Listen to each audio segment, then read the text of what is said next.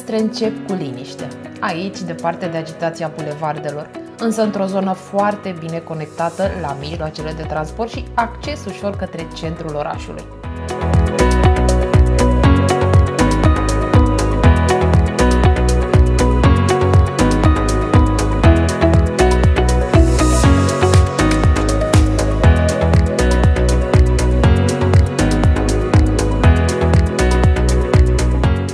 Îți dai seama că ești acasă încă de când intri în complex.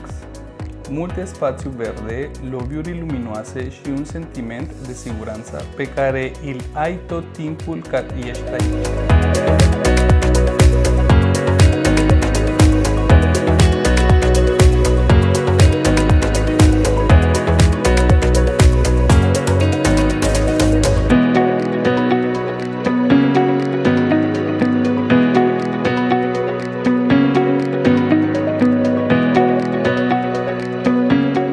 Am căutat mult timp un apartament luminos, practic și accesibil și am găsit acest studio care este perfect pentru stilul nostru de viață. Parcă a fost pregătit pentru noi, iar dezvoltatorul ne-a pregătit și un pachet de mobiliare, care ne-a ajutat mult să ne putem muta foarte bine.